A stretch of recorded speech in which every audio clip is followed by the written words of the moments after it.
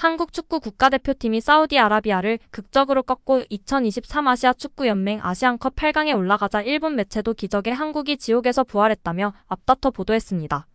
난적 사우디를 잡은 한국은 내달 3일 오전 0시 30분 호주와 8강전을 치르는데요. 난적 사우디를 극적으로 잡은 한국팀을 향해 일본 매체 및 팬들도 뜨거운 반응을 보였습니다.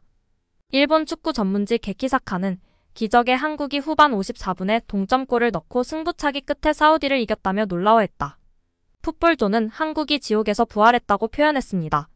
사커 매거진 역시 한국이 죽을 때까지 싸워 후반 추가 시간에 동점골을 넣고 승부차기에서 승리했다. 한국은 경기 초반 사우디의 압박에 고전했지만 결국 승리하며 힘의 차이를 보여줬다며 클린스만호의 투혼과 경기력을 치켜세웠습니다. 사커 다이제스트는 경기 후 한국 국가대표팀 공식 SNS에 게시된 한국 팬들의 반응에 주목했습니다. 매체는 한국 팬들은 드라마 같은 승리를 기뻐하며 상대 선수를 안아주는 주장 손흥민의 품격을 칭찬했다면서도 대회 직후 감독을 경질해야 한다는 등의 클린스만 감독을 향한 부정적인 시선은 여전했다고 전했습니다. 일본 축구 커뮤니티에서의 팬들은 사우디아라비아는 선제골을 지키려고 한 것이 너무 타이밍이 빨랐어. 시간을 너무 많이 끌어서 추가 시간이 길어지고 동점까지 따라잡혀서 매우 힘든 경기였어. 한국이 사우디 침 대축구 참교육했다. 경기 종료 1분 전 한국의 거센 공격은 사우디 골키퍼가 잘 견뎌냈지만 마지막까지 뜨거웠다. 한국은 역시 대단하네. 막판에 따라잡는 힘과 집념이 있으니 정말 대단하다. 난 이런 정신력이 정말 감탄스럽다. 사우디는 완전히 자업자득이고 지금까지는 중동의 침대 축구 전법으로 추가 시간이 5분이 있지만 제대로 10분이 걸려 실점했다. 전반전은 좋았고 후반전도 침대 축구하는 거 외에는 완전히 사우디의 승리의 흐름이었는데 추가 시간에 수비로 들어가 실점 연장 정도 공격하지 않고 승부차기로 끌고 가서 패배했고 막판은 완전히 엎친 데 덮친 격이었다. 조규성의 헤딩골은 좋았지만 그 후에 결정적인 기회에 골문을 노리지 않았다. PK에서 이겼기 때문에 다행이지만 우리 일본이었다면 범죄자 취급을 받았을 것이다. 확실히 사우디는 너무 뒹굴고 있다. 한국은 90분 풀타임의 연장전까지 휴식 시간이 많은 호주전에 상당히 힘든 싸움이 될 것이다. 한국의 우승 확정을 축하한다. 남은 경기는 한국에게 편안한 경기들이기 때문에 안심하고 시청할 수 있을 것이다. 이라크 요르단전에 이어 극적인 경기였다. 그리고 과연 월드컵 출전국끼리 지금까지의 16강 경기보다 한층 레벨이 오른 경기였다.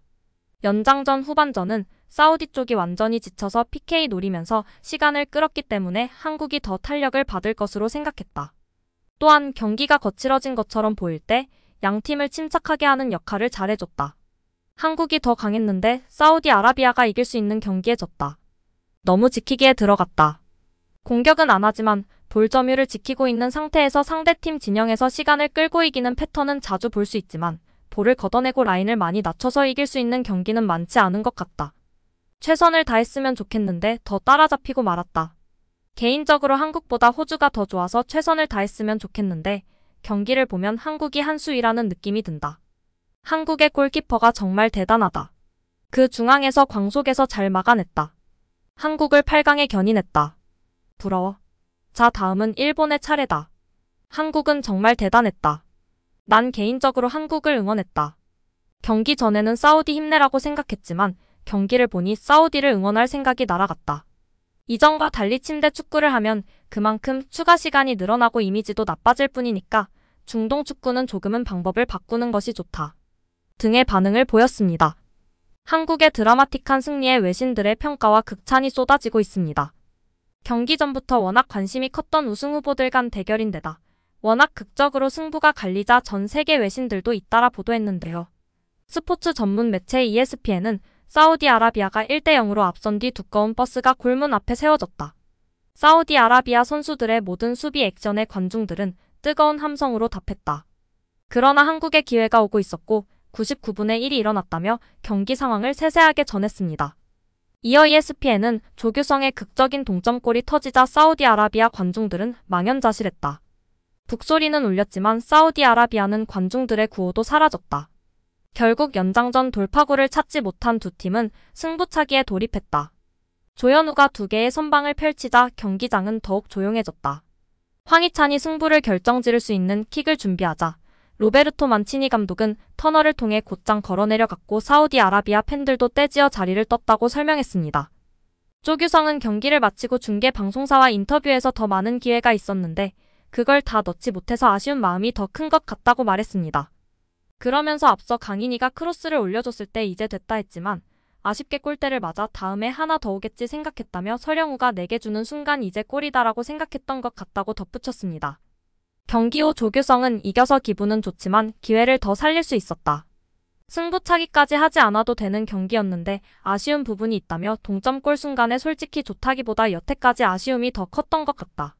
엄청 좋아하진 못했다. 이제 한 골이 들어갔네 라는 생각을 했다고 했습니다. 손흥민과 포옹하며 골의 기쁨을 나눴는데요. 흥민이 형이 뭐라고 얘기하는지 들리진 않았다고 했습니다. 사우디의 골키퍼 아흐메드 알카사르는 연이은 선방으로 한국 공격진을 힘들게 했습니다. 조규성도 후반에 교체로 들어가 기회가 많았는데 그걸 막을 때마다 깜짝 놀랐다. 골키퍼를 보고 싶지 않겠다는 생각을 했지만 그래도 계속 두드리다 보면 들어가는 법이니까라고 했습니다.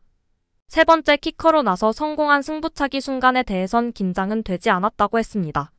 조규성은 연장전에서 결정적인 득점 기회에 슈팅 대신 패스를 선택해 아쉬움을 남기기도 했습니다. 연장 후반 3분 역습 기회에서 상대 골키퍼가 골문을 비웠지만 조규성은 슈팅 대신 옆으로 패스를 내주며 기회를 놓쳤습니다. 이에 대해선 제가 생각한 것보단 터치가 조금 짧았다고 봤다. 홍현석 선수가 더 완벽하다고 봐서 줬는데 지금 생각하면 때릴 걸 후회가 된다. 형들이 왜 안 때렸느냐고 하면서도 격려해줬다고 답했습니다. 조규성은 회복이 첫 번째다. 회복을 잘해야 한다며 호주 선수들을 보니까 키가 엄청 크더라. 그래도 열심히 부딪혀보겠다고 했습니다. 이날 경기가 열린 에듀케이션 시티 스타디움은 조규성에게 특별한 곳이었습니다. 지난 2022 카타르 월드컵에서 조별리그 두 번째 상대 가나와 경기를 펼친 장소입니다. 이 경기에서 조규성은 머리로만 멀티골을 터뜨리며 일약 스타덤에 올랐습니다. 비록 2대3으로 패했지만 16강 진출의 원동력이 된 일전이었습니다. 조규성은 처음 도착했는데 많이 봤던 곳이었다. 형들이 가나랑 경기를 했던 곳이라고 얘기해줘서 그냥 웃었다. 몰랐다며 얘기를 듣자마자 됐다고 생각했다고 했습니다. 지난해 9월 사우디와 평가전에서도 골을 넣었던 그는 사우디가 쉽지 않은데 저번에 한 골을 넣긴 했다. 이번에도 머리로 넣어서 인범이 형이 농담으로 머리로만 축구하라고 했다며 웃었습니다. 이날 경기장에는 42,389명의 관중이 찾았습니다. 대부분이 사우디 팬들이었습니다. 한국은 붉은 악마 응원단 약 20명과 현지 교민 등이 힘을 불어넣었습니다. 마지막으로 분위기가 사우디의 홈 경기장인 줄 알았다면서도 붉은 악마 분들이 골대 뒤에서 열심히 응원해주셨다. 목소리가 다 들렸다. 한국말은 잘 들린다며 감사함을 전했습니다. 이제 우리나라는 내달 3일 피파 랭킹 25위 호주와 준결승 진출을 다투는데요. 한국은 23위입니다. 호주는 16강전을 지난 28일 치러 한국보다 2일 이상 더 휴식을 취해 체력적으로 유리하다는 분석입니다.